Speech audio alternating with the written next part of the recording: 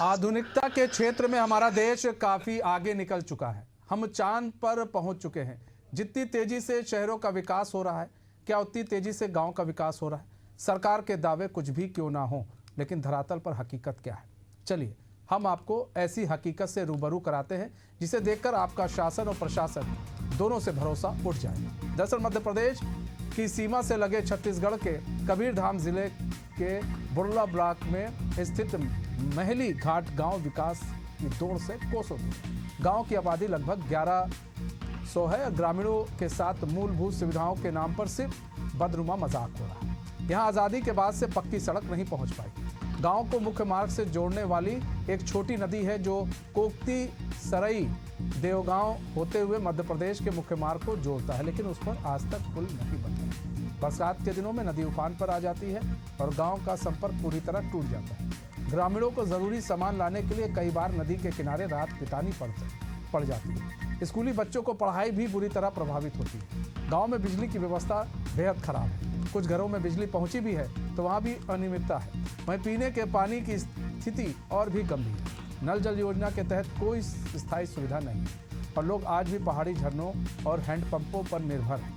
गांव तक सड़क न होने के कारण स्वास्थ्य विभाग की टीम गांव तक नहीं पहुंच पाती। आपातकालीन स्थिति में मरीजों का घाट पर उठाकर कई किलोमीटर पैदल ले जाना पड़ता है। घाट पर उठाकर कई किलोमीटर तक ले जाना पड़ता है। कई बार समय पर इलाज न मिलने के कारण गंभीर स्थिति भी बन जाती है।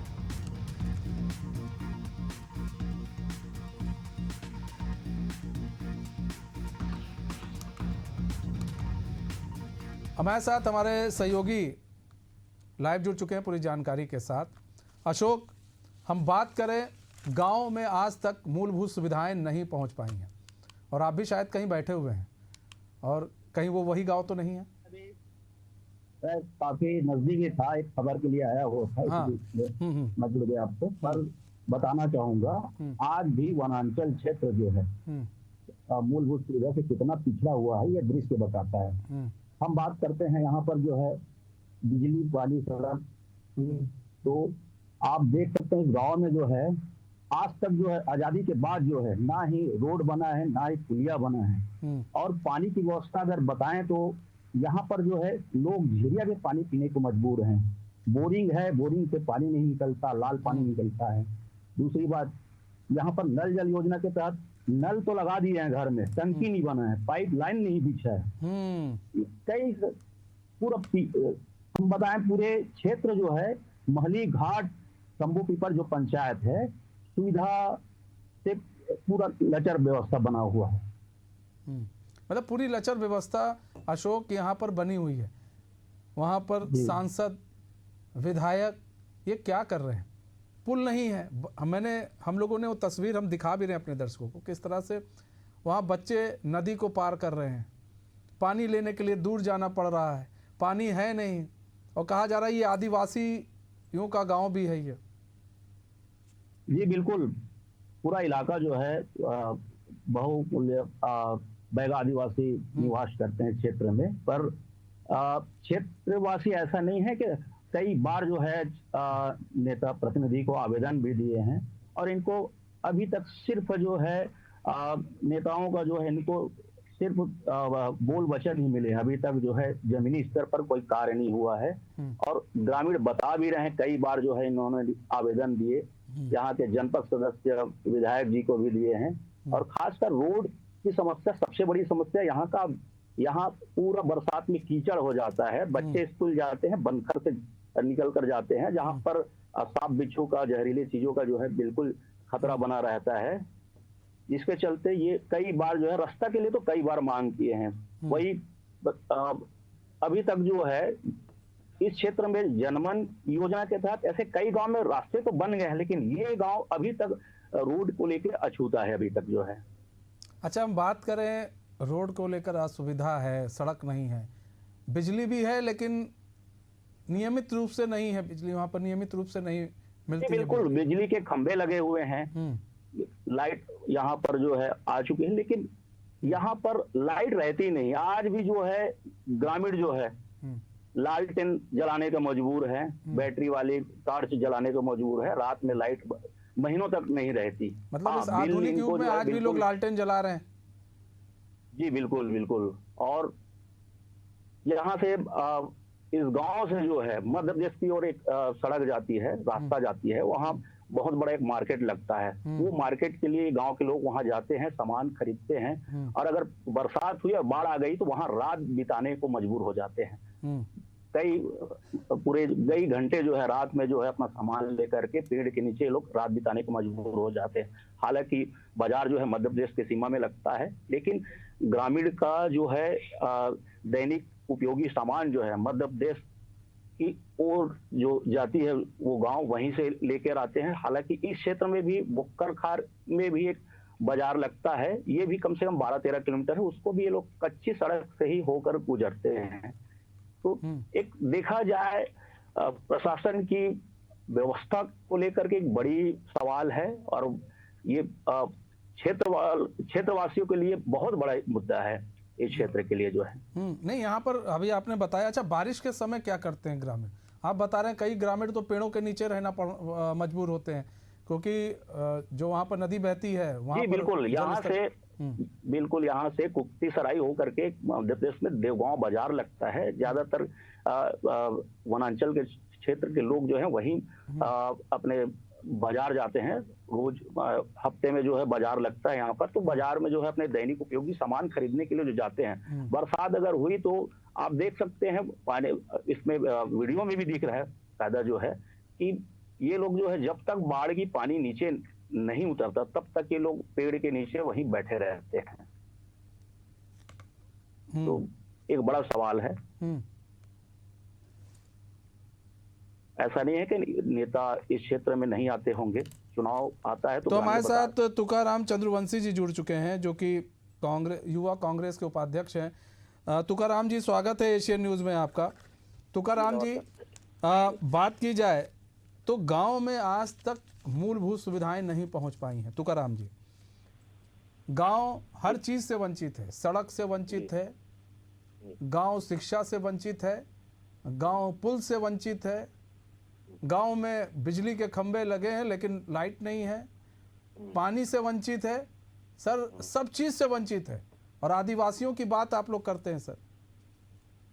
देखिए भाई साहब, मैं बड़ी जिम्मेदारी के साथ इस बात को कहता हूं कि भारतीय जनता पार्टी की सरकार में इनके वादे जो हैं वो पूर्ण रूप से खोखले वादे हैं। केवल और केवल चुनावी मंचों में जो वादे करते हैं, धरातल में अगर वास्तविक स्थिति देखें तो वो शून्य होती है। कहने को तो राष्ट्रपति के दत्तक पुत्र कहे जाने वाली बैगा आदिवासी क्षेत्रों में ये डिंडोरा पीट रहे हैं कि प्रधानमंत्री जी की महत्वाकांक्षी योजना जनमन योजना लागू करके जो है हम क्षेत्र में विकास के काम कर रहे हैं, लेकिन गृह मंत्री के गृह जिला पंचायती राज एवं ग्रामीण विकास जैसे मंत्री का गृह जिला निर्वाचन क्षेत्र होने के बावजूद वहां पे मूलभूत सुविधाओं का अभाव जो है इस बात का प्रमाण है कि भारतीय जनता पार्टी की सरकार पूर्ण रूप से संवेदनहीन सरकार है। जनमानस की समस्याओं से कोई सरोकार नहीं है। स्थिति ऐसी है, मैं कवर्धा जिले का बात कह रहा हूँ। कवर्धा जिला इस बरसात में ऐसा लगने लग गया है मानो गड्ढों का पर्यटन स्थल हो। मूलभूत सुविधाएं जितने भी बैगा बाहुल क्षेत्र है वहां पर पानी की दिक्कत आज भी बनी हुई है। लाइट अगर कट जा रही है तो महीनों महीनों लाइट नहीं आ पा रही है। सर, ये गांव ये गांव बना हुआ कितने साल हो गए होंगे सर? गांव तो लंबे समय से बना हुआ है सर। जिस समय से मेरा गांव बना है उस समय से उस गांव बना हुआ है। तब भी आप एक मोटा मोटी कितने साल हो गए होंगे? ये गांव कितने साल पुराना है? मैं एक टेंटेटिव डेट आपको कैसे कह सकता हूँ? नहीं, मतलब आप 40 साल 50 साल पुराना तो होगा। आजादी के बाद से गांव था ना? आजादी के बाद से तो गांव वही है। हाँ है ना, वहाँ मतलब वही जानना चाह रहे थे सर। आपकी भी सरकार रही थी सर, फिर क्यों नहीं ध्यान दिया गया? एक तो नहीं दे रही, आप भी नहीं ध्यान दिए। मैं आपको बड़ी जिम्मेदारी के साथ इस बात को कहता हूँ।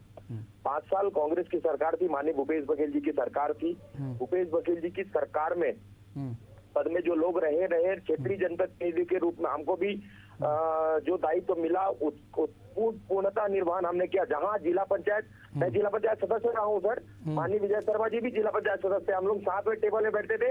इस बात का अगर आप पूरा प्रस्ताव निकाल के देखेंगे ना सर, तो सबसे ज्यादा सवाल अपने सरकार में किसी ने रखा है या पूछा है सदन से, तो वो तुकाराम चंद उनसी जी ने पूछा है।